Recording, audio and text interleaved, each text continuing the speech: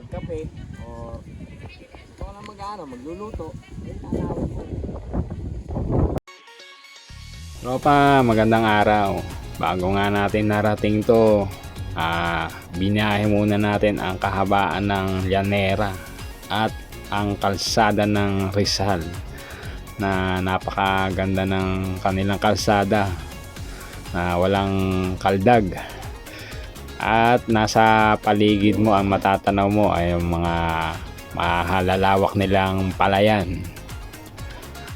Kaya naman napakasarap baybayin yung mga ganitong kalsada na walang traffic at na makikita mo nature yung mga nasa gilid. At kaya naman tara't samahan mo kaming magpunta sa Pantabangan, Nueva Ecija, na kung saan mapapasyalan nga natin ang isang bagong magbubukas na campsite nga doon sa may paanan ng Pantabangan Dam. Let's go. At syempre pasyalan na rin natin yung doon, sikat na resort doon, yung Lake Farm. Let's go. Tara, sama ka sa biyahe namin na to.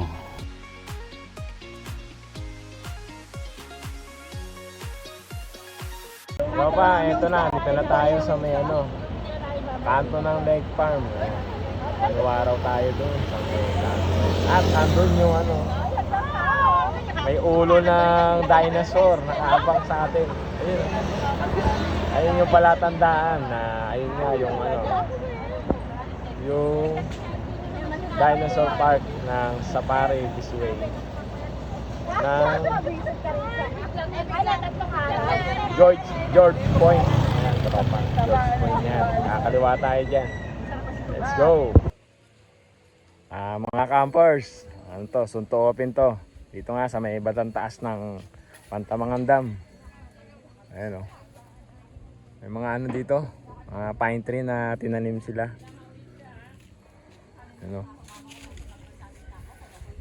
As doon, meron doon na parang pwedeng cottage. Kaya lang medyo daw i-renovate daw yan kasi nga nasira nung nadali ng ulan. Tapos araw, nabulok yung mga kahoy. Naayos pa. Ayan o. Yung mga gustong magmuni-muni. Ayan o. Ito. Mga pine tree.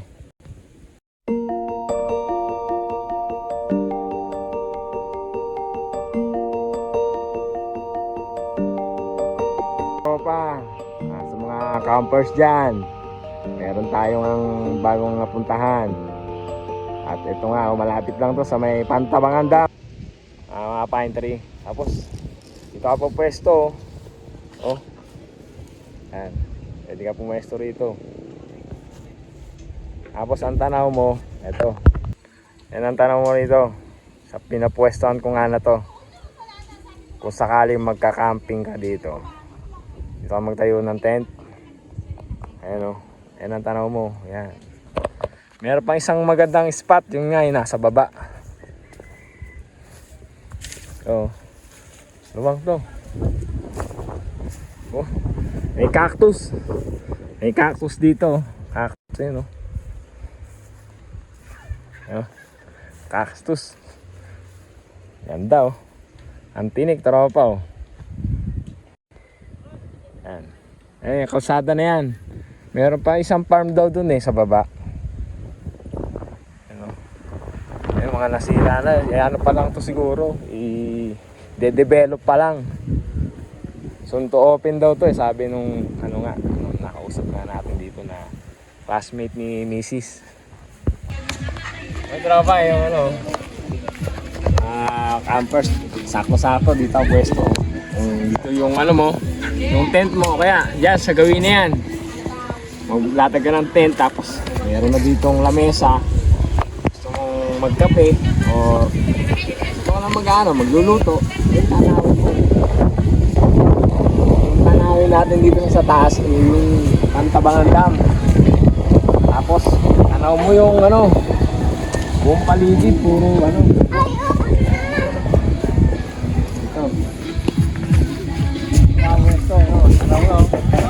Nakita mo.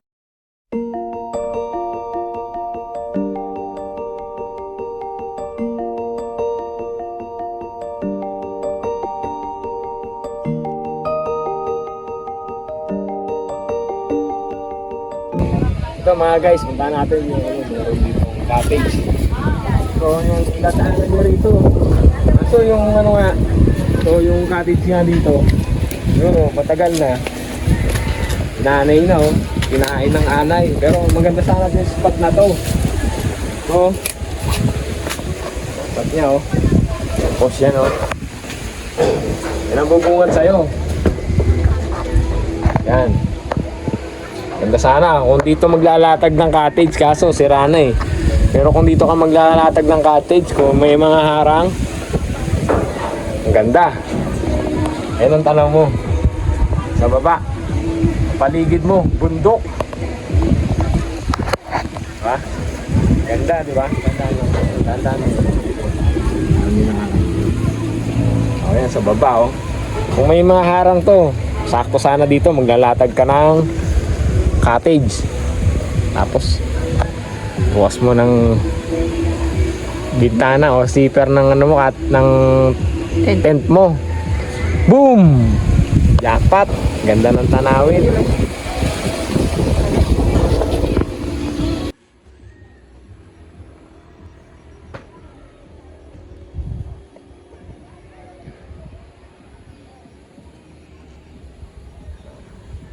Presko, lakas ng hangin dito. Saktong-sakto sa mga nagre-refresh. Ayan o. Tropa, nasa bandang taas nga lang pala ito ng Lake Farm de Mare. Dito nga sa may Pantamangan. At katabi niya nga yung isang resort din dito. Na isa rin sa mga dinadayo nga rito ay ang George Point na nandun nga sa may bandang baba niya, yung may araw na yan, tropa. Lakad lang tayo, tropa. Iniwan natin yung ano, yung sasakyan nga natin dun sa may ano, sa taas, sa may camping site na binidyoan natin kanina. Punta tayo ngayon ng Lake Farm. Pasok tayo dito. Tayo ngayon mag-video at magpapalipad na natin doon. Subukan natin gaano kaganda tong Lake Farm. Let's go.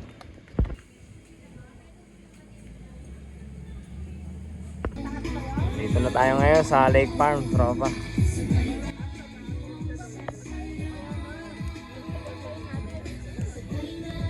Paskong Pasko na rito.